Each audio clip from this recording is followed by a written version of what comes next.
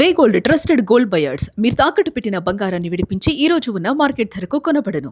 ఒక తల్లి ఏళ్ల తరబడి తమ కూతురి చావుకు న్యాయం కావాలి అని కోరుతుంది. నాయకులు మారుతున్నారు, పాలకులు మారుతున్నారు, ఆమెకు మాత్రం న్యాయం జరగటం లేదు. కనీసం ఉన్న నాయకులు న్యాయం చేస్తారంటే న్యాయం జరగలేదు. సరే, తర్వాత నాయకులైనా కానీ న్యాయం చేస్తారంటూ మీరైనా నాకు న్యాయం చేయండి ఆ తల్లి తిరగనటువంటి నాయకుడు లేడు.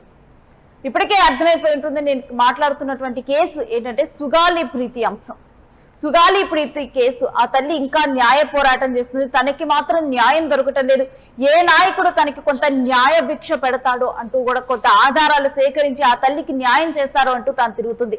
ఇక ఈ కేసు మీద AP deputy CM Pawan Kalyan సంచలన వ్యాఖ్యలు చేశారు. గత ప్రభుత్వంలో సాక్ష్యాలు తారుమారాయంటూ పవన్ కళ్యాణ్ చెబుతూ ఉన్నారు. ఇక గత కొన్నాళ్ళుగా అంటే పవన్ కళ్యాణ్ తాను ఇటు కూటమి ప్రభుత్వం అధికారంలోకి రాకముందలే మాట ఇవ్వటం జరిగింది. సుగాలి ప్రీతి తల్లికి నీకు న్యాయం చేస్తాను తల్లి అని చెప్పారు. అప్పుడు సుగాలి ప్రీతి అంశంలో పవన్ కళ్యాణ్ న్యాయం చేస్తారు అని చెప్పి జనాలు నమ్మారు.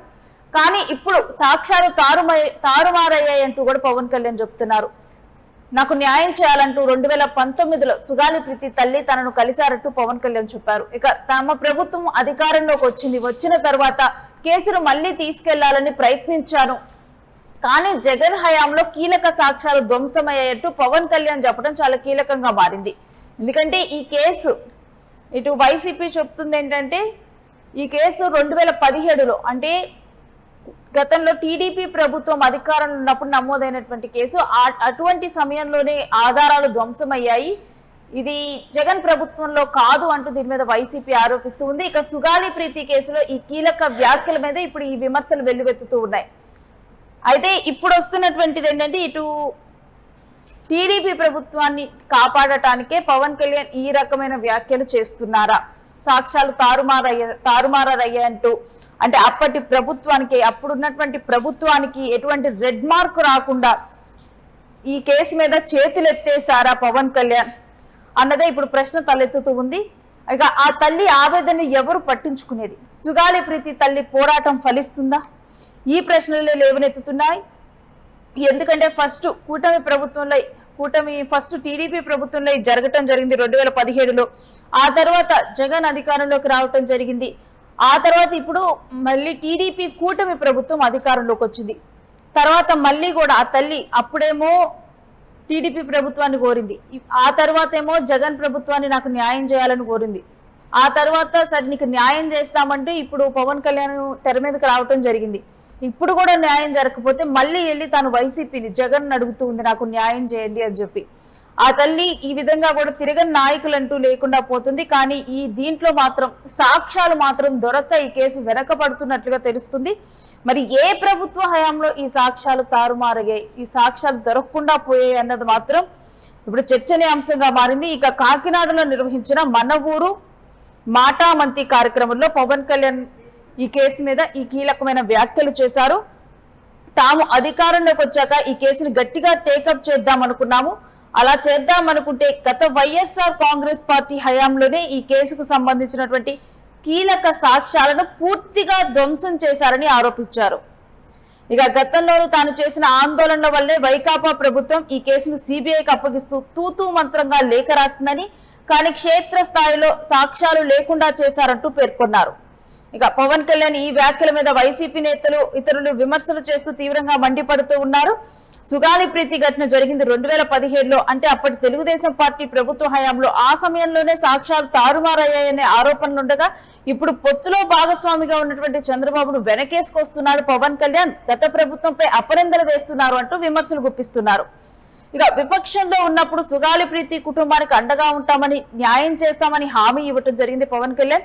ఇప్పుడు అధికారంలోకి వచ్చాక బాధ్యత నుంచి తప్పుకోవడానికి ఇలాంటి వ్యాఖ్యలతో యూటర్న్ తీసుకుంటున్నారంటూ చెబుతున్నారు.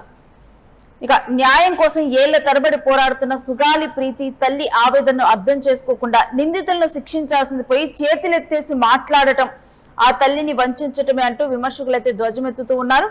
ఇక సుగాలి ప్రీతి కుటుంబం మరియు జనసేన ఇదే విషయంలో కూడా స్పందిస్తూ ఉన్నారు. ఇదే విషయమే గతంలో సుగాలి ప్రీతి తల్లి పార్వతి స్పందిస్తూ కూటమి ప్రభుత్వం వచ్చినా తమకు పూర్తి స్థాయిలో న్యాయం జరగలేదంటూ కూడా గతంలో తాను జనసేన మీద స్పందించడం జరిగింది. ఇక పవన్ కళ్యాణ్ ఈ అంశాన్ని వాడుకుంటున్నారు, ఓట్ల కోసమే నాడు వాడుకున్నారు అంటూ కూడా వైఎస్ ఇటు తాను విమర్శించడం జరిగింది. ఇక వైఎస్ జగన్మోహన్ రెడ్డిని కలిసి న్యాయం చేయాలంటూ కూడా వ్యాఖ్యలు చేసిన తర్వాత తాను వెళ్లి కోరటం జరిగింది. ఇక ఈ రకంగా కూడా ఆ తల్లి ఈ న్యాయ పోరాటంలో చేయగలిగింది తాను చేస్తూ ఉంది. కానీ సాక్ష్యాలు తారుమారయ్యాయి అన్నది మాత్రం దీంట్లో ప్రత్యేకంగా కూడా కనిపిస్తూ ఉన్నటువంటి అంశంగా చూడొచ్చు. దీంతో కూడా తనకి పాలకులు మారినా కానీ న్యాయం జరగటం లేదు. ఈ విషయంలో ఇటు పవన్ కళ్యాణ్ న్యాయం చేస్తారని చెప్పి అందరూ నమ్మారు. కానీ ఇక దాని మీద ఇప్పుడు పవన్ కళ్యాణ్ ఈ రకమైన వ్యాఖ్యలు చేయడంతో తీవ్రమైన విమర్శలు వెల్లువెత్తుతున్నాయి. క్రైమ్ చేసి క్రిమినల్స్ అయ్యి కూడా మనం కొన్నిసార్లు వదిలేయాల్సి వస్తుంది, ఎందుకంటే సాక్ష్యాధారం లేక. ఉదాహరణకి సుగాలి ప్రీతి కేసు ఎంత చిత్రంగా ఉంటాయంటే, సుగాలి ప్రీతి కేసు నేను 2019లో ఘోరంగా నన్ను ఓడించిన తర్వాత నేను ఆఫీస్లో కూర్చుంటే సుగాలి ప్రీతి మదర్ వచ్చి, అన్న నాకు ఇలా జరిగింది, నా బిడ్డను ఇలా చంపారు. 2018లో చంపారు. ఆ బిడ్డను చంపితే ఉరేసుకుందని చెప్పారు. నేను కూర్చోబెట్టి సోషల్ మీడియా ట్రయల్స్ చేయలేను.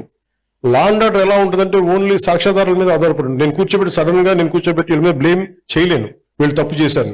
ఎందుకు మాట్లాడతాను? ఇందాక గంజాయి తీసుకొని కొట్టారంటే మీరు గంజాయి తీసుకోవడం చూసారని ఎందుకు అడిగానంటే, నేను అంత నిక్కచ్చిగా ఉండాలి.